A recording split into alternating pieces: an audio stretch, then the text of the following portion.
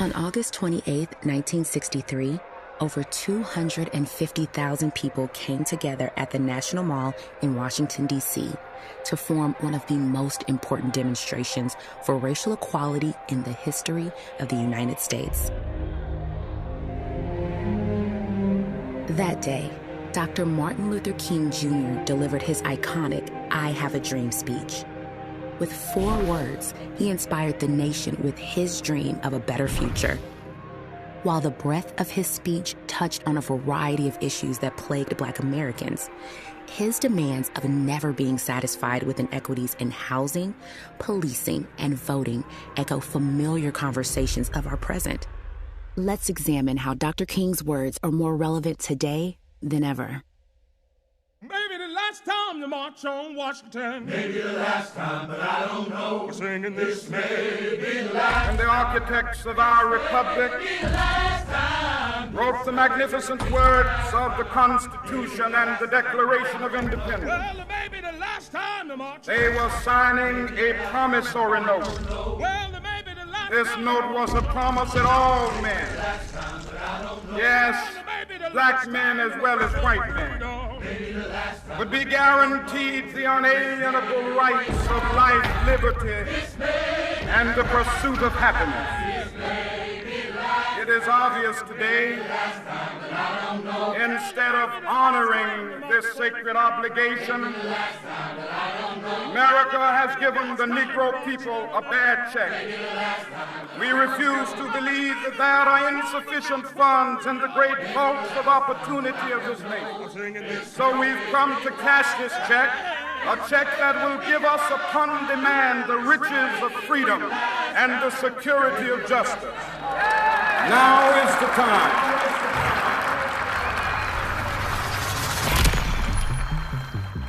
We cannot be satisfied as long as the Negro's basic mobility is from a smaller ghetto to a larger one. Why did you select Levittown to live? We were looking for a place to buy a home. We looked at Levittown, and we liked the homes here. We liked the advantages that Levittown seemed to offer in comparison to other cities. And we understood that it was going to be all white. We were very happy to buy a home here. The racist housing practices of the past caused a ripple effect that still impacts Black and brown families today. But it's easier to show you rather than explain it to you.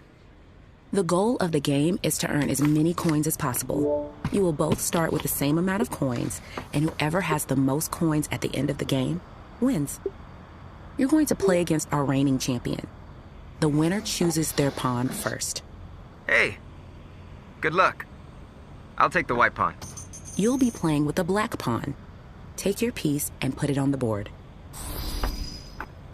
Because you're playing with the black piece, your home has been redlined. Players of redline communities are often prevented from receiving the same opportunities and services as their green counterparts.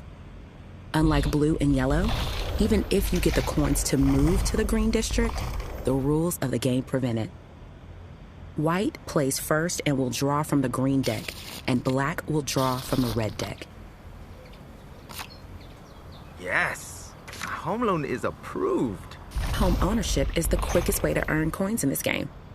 Your turn.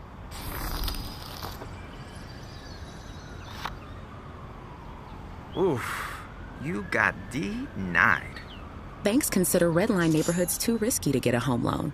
Home ownership will likely remain outside of your reach for this game. Ah, tax card. The tax revenue from the community upgraded the schools, hospitals, and parks in your neighborhood. Oh, sweet.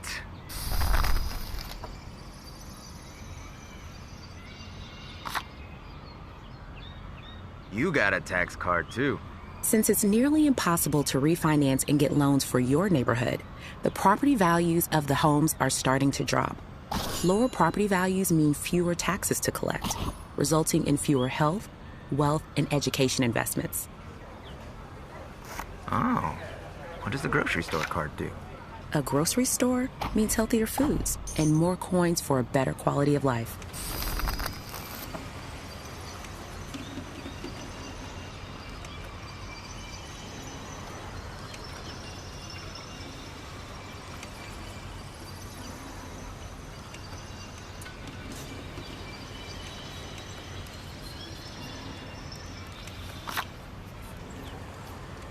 Looks like you're finally catching a break. A factory should bring lots of jobs to the neighborhood. While the factory brings in jobs, this factory will also bring in hazardous waste, causing health problems for your community. That's going to cost you as well. Awesome. The highway card makes it way easier to connect with the rest of the city. Unfortunately for Black, the highway card affects your neighborhood too. The Red Line neighborhood will lose some homes from the new development and experience more pollution. Okay, I think you get the point. Winning is hard when the deck is stacked against you. People who live in formerly Red Line communities have earned far less personal wealth and experience higher rates of pollution in their communities than their green counterparts. These practices were unfair, but it's important to learn about history if you want to play a role in shaping the future. Now is the time.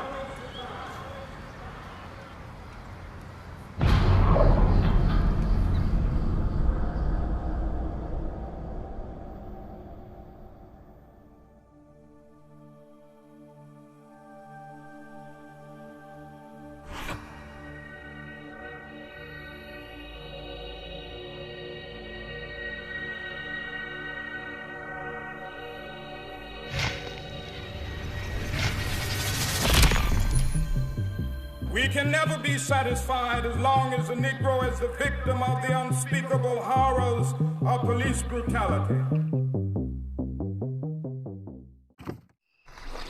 We talk about this all the time, right? Especially with our son. You're gonna be a Black man. He's 10, so, and he's small. But my son follows headlines, and he comes to me on a regular basis telling me about stuff in the news, like, Mom, another Black man was killed. I said, I know. We didn't have to talk about the context. We didn't have to talk about what we were talking about. I don't think that right now people are looking at him as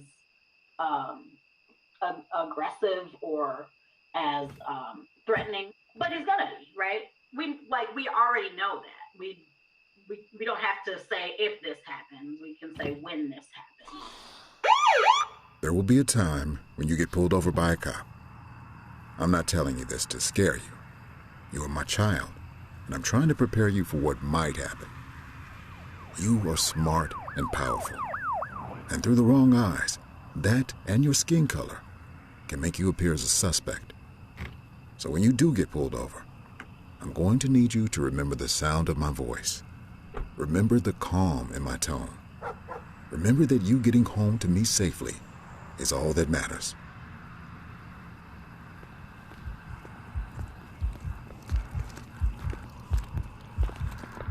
Is there anything I should know about in the vehicle? I'm going to run your plates. Keep your hands on the wheel.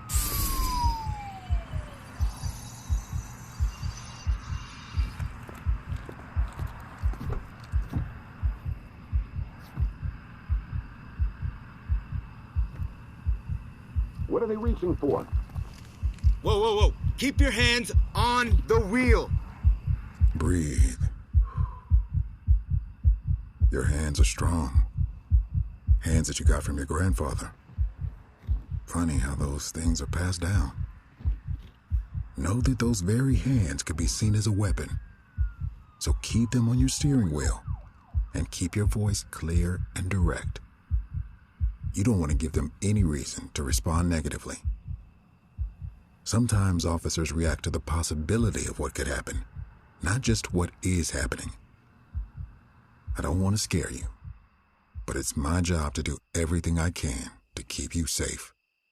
So we talk to him on a regular basis, you know, and remind him, like, you're going to be a Black man. And that means that you have to decide. You have to make decisions, right? That doesn't mean that you have to do anything, but it means you have to decide when to be yourself, right? And part of that is when you have encounters with police officers, decide to come home. Decide to make it home that day. And we can deal with anything after the fact. Now is the time.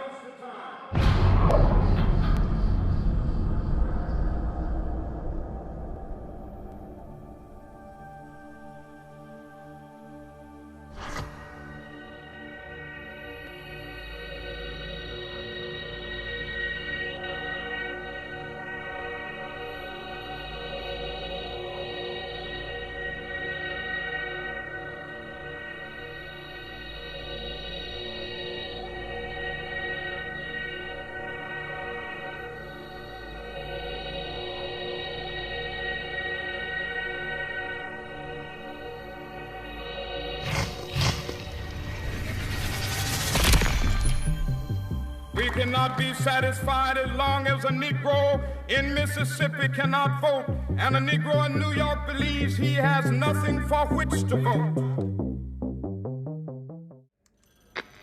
This right to vote is the basic right, without which all others are meaningless. It gives people as individuals, control over their own destinies.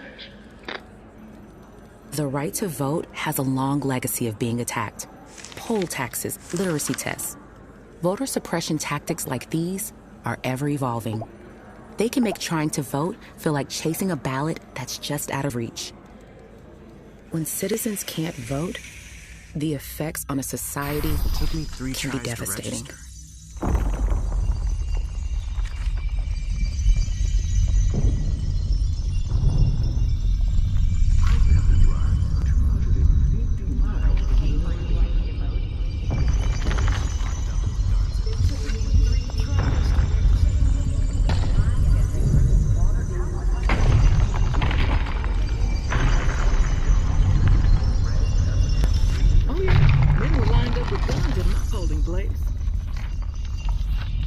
It's not fair.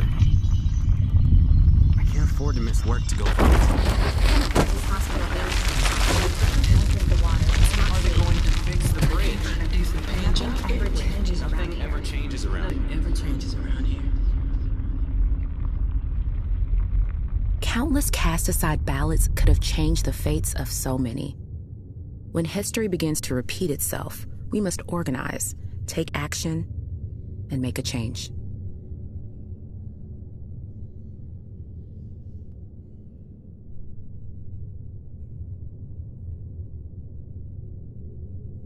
Let us not wallow in the valley of despair.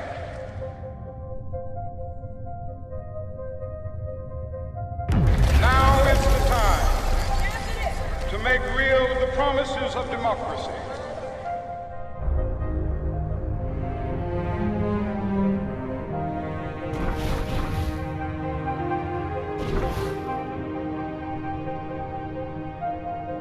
This is our hope. This is a faith that I go back to the South with. With this faith, we will be able to hew out of the mountain of despair a stone of hope. With this faith, we will be able to transform the jangling discords of our nation into a beautiful symphony of brotherhood. With this faith, we will be able to work together, to pray together, to struggle together, to go to jail together, to stand up for freedom together, knowing that we will be free one day. This will be the day when all of God's children be able to sing with new meaning, "My country, tears of thee. Sweet land of liberty, of thee I sing. Land where my fathers died, land of the pilgrim's pride. From every mountainside, let freedom ring. And if America is to be a great nation, this must become true. So let freedom ring. From the prodigious hilltops of New Hampshire, let freedom ring. From the mighty mountains of New York, let freedom ring. From the heightening Alleghenies of Pennsylvania, let freedom ring. From the snow-capped Rockies of Colorado, let freedom ring. From the curvaceous slopes of California, let freedom ring. From Stone Mountain of Georgia, let freedom ring. From Lookout Mountain of Tennessee. Let freedom ring from every hill and molehill of Mississippi, from every mountainside. Let freedom ring, and when this happens, when we allow freedom ring, when we let it ring from every village and every hamlet, from every state and every city, we will be able to speed up that day when all of God's children, black men and white men, Jews and Gentiles, Protestants and Catholics, will be able to join hands and sing in the words of the old Negro spiritual, free at last, God Almighty, we are free at last. The hard-earned rights fought for by those who came before us are not guaranteed. With each generation, the path to progress must be repaved. Now it's up to you to decide how the next stones of hope are laid.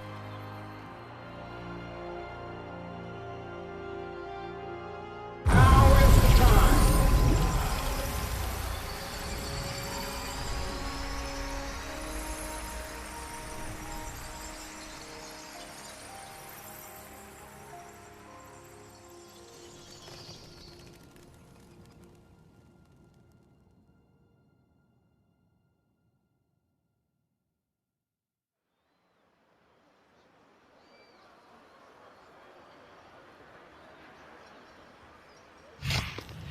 Yeah.